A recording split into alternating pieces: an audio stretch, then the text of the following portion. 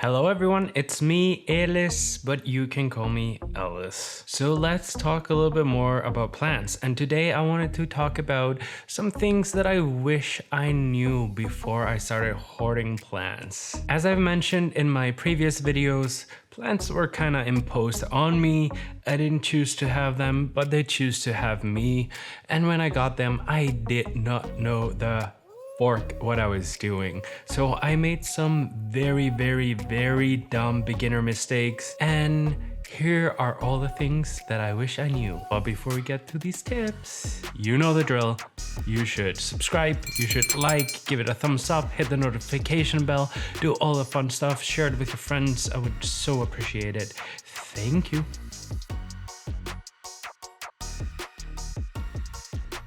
The first segment of tips I would like to give anyone who is about to have houseplants or wants to get houseplants or already has houseplants and they just don't know what the F that they're doing with them.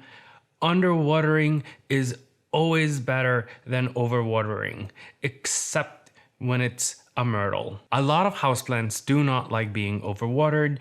I know that you're dying to water your plant at any chance that you get because that's how your love language is. You like to shower things with your affection and attendance. Don't do that. That causes root rot, that causes various other problems. So many plants prefer that you let the soil dry out completely before you water it again. It's their cycle of soaking up the moisture that they have so they can procure the proper nutrients from the soil before you go ahead and add more water in there. Some plants require the soil being moist at all times, but don't confuse that with the soil have to be soaking wet at all times. There is always such a gentle balance there. For the few plants that do require their soil being wet at all times, think of it this way. If you're a person who prefers humidity, but you also do not like pruned fingers, that's how you should treat your plant. Make sure the soil is humid enough to keep it happy, but it doesn't make their little rooty fingers prune up. It's the best analogy that I can offer at this time. It is quite easy to know when your plants need to be watered, but it also requires some experience and observation. Your plants will literally tell you when they need to be watered because their leaves will start to droop without yellowing, without producing any brown spots, and that's when they're asking you to water them, not sooner, and in most cases it can be even later. Another surefire way to know if your plants need to be watered or not is to finger them in the soil. But it's not as simple as you might think. Because even though if the first inch or so is dried out, depending on how big of a pot your plant is in or how deep it is, there actually might be enough moisture in the bottom of it. So you might have to dig down a little bit deep or get a moisture meter to really know if there is moisture there or not. And the watering needs of plants might vary heavily on where they are in the apartment and their light needs, because some plants that need full bright sun, the soil will dry out quickly because it's in full sun, so it will evaporate. There isn't really any type of schedule that you can set up. Don't set out with a schedule. Learn to recognize when your plant is asking for water. Another thing that I wish I knew when I got plants is that you need to water your plants correctly. I did not realize that you needed to water them correctly. So a lot of plants that like their soil to dry out properly before you water them, you can't just pour some water in there and call it a day. You're gonna have to soak the soil and really soak it and get all of the soil moist and almost massage their little pot so it gets all in there. Another thing is when you water your plants, and you need to soak the soil properly, make sure that your apartment or the place that they're in is warm. Water and moisture cools down very quickly. So when your plants are heavily moisturized and they're in a cool window that will cool down the water really quickly, it will give your plant a shock, and they will not like that. So keep that in mind. A one guaranteed way not to water your plants is to just spritz the topsoil. Even when it's not that warm outside or warm in your apartment, if you just spritz the topsoil, that is gonna evaporate pretty quickly. This is the biggest thing that I wish I had known before I got my plants, or before someone ever trusted me with the plants. Do not transplant your plants straight into a decorative pot. That's why my Sansevieria is now in a 4-inch pot, and it used to be a big beautiful plant in a large pot. Plants will almost always thrive better in pots that are too small rather than too big. I'm pretty sure that there is no plant that likes to be in a pot that is too big. So first of all, never transplant your plants straight into a decorative pot. Always keep them in nursery pots and use the decorative pot as its purpose, a decorative pot. It should be kind of a sleeve for the ugly pot that is already in. That way you can provide it with proper drainage. That way you can water it properly. That way you can let the excess water fall off more easily if you happen to overwater it.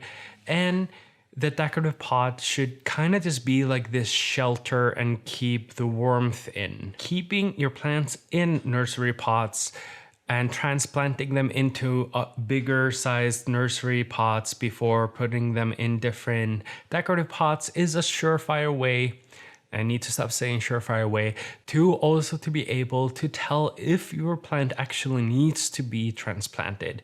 It is so easy to be able to just lift up your plant, see the roots growing out everywhere, and you go, oh yeah, the roots are going out of the pot, so it needs a bigger pot. Make sure though that you don't transplant it just any time of year that you like. Some plants go dormant in the wintertime, and they also just don't like to be disturbed when they're hibernating. Unless you have in a controlled environment and you have grow lights, then you're often quite safe to transplant them about any time of year. The golden rule should be only transplant your plants in spring or summertime. Soil types matter. So if you are transplanting your plants or repotting them, make sure you know what kind of soil they require. Soil is not just some dirt that you can put something green in and think it will thrive. Each plant has their own types of roots, and they are gonna need different environments to thrive in.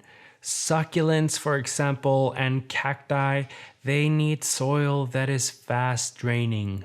Myrtles, they need soil that will retain moisture. Even when I knew that succulents and cacti needed a fast draining soil, I didn't realize that there were other plants that needed even a faster draining soil, like birds of paradise or orchids that need bark so the water just goes right through them. And the best soil tip that I know is that you need to make your own soil. Use organic matter.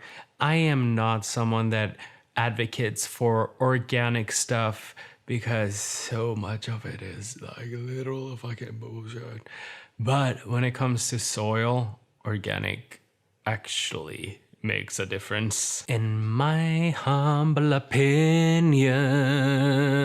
Here's something that I was so absolutely so dumb about. Light needs. Sunlight needs. I just thought, hey, it's a plant. It loves the sun. It needs to photosynthesize, because that's one of the few things that I remember from biology class. But plants need different amounts of sunlight, and they need to receive it in different types of way.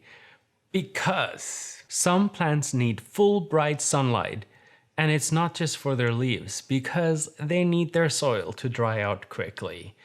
Other plants need a lot of sun because otherwise they're not gonna produce colorful, beautiful leaves like the croton. And the golden pothos or the marble queen, they're gonna need a lot of light to produce those beautiful variegations. But then there are other plants that need a lot of light, but it needs to be filtered. The next time I see someone asking for a plant that will work in a no window bathroom and someone tells them, oh, get a CC plant because they're so easy and they don't need light.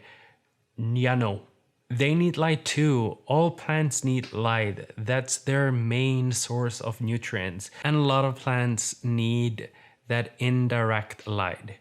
And the reason some plants need indirect light is because they get sunburned easily. And now I'll do a call back to watering and spritzing. Plants that require a lot of direct sunlight, do not spritz them because the water droplets on the leaf will create a magnifying glass and they will scorch your leaves and create literal sunburns. And some plants that are variegated, like my little rubber tree, the variegated parts are very sensitive to sunlight, but it needs a lot of sunlight to be variegated.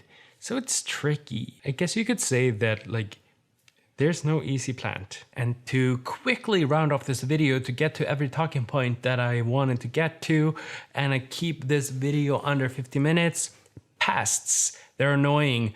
Isolate your plants before you introduce them to the rest of your plants for 14 days, which is 2 weeks. Also remember, not all bugs are pests. It's organic matter. It's a plant. There are gonna be bugs and worms. Some of them, let them be. Only some pests will actually hurt your plants, like spider mites and dust mites and these ugly little things. Sometimes the pests are just ugly and you want to get rid of them and you're afraid of bugs, then you shouldn't have plants. I've gotten spider mites and I've gotten dust mites. Easiest way, wipe down your leaves with 99% alcohol. It evaporates quickly and it does not hurt your plant if you do it carefully enough. Do it every other day until those little critters don't show up. If it's a plant like string of hearts that it's impossible to wipe down every single foliage because it has spider mites, mix together Dr. Brenner soap in 1 liter of water and spritz it every 3rd day until the spider mites stop showing up. That's my very brief history with pests and resolutions that have worked for me. Also, I hear neem oil smells gross and I don't want it anywhere near me. I'm gonna wrap this up with the tip that I wish I had known when I got my fiddle leaf fig. Some and most plants need to acclimate to the new environment when you bring them home. So when you have dramatic plants like caletheas and other prayer plants or fiddle leaf fig, don't freak out when they start being dramatic and dropping leaves. Just leave it alone, honestly, for a month or more. And at that time, do not overwater it. Also, never overwater your plant. Just let it settle in. When I brought in my fiddle leaf fig and my apartment had kind of a different atmosphere than it was used to be in, it dropped so many leaves. I was so sure that it had a pest or it had root rot or a fungi or something terrible. But now that it has acclimated and has been in its place for quite a while, it is still in November producing new leaves and often couple of leaves a month. Thank you so much for watching this video. I hope these tips help and I hope it was informational, even though if you don't have any plants and you just stayed around and watched it till the end. Make sure to follow me on my social media. I'm coming up with a plan to make my content more engaging there and actually be more practical. And please make sure you subscribe. I'll see you next time. Bye.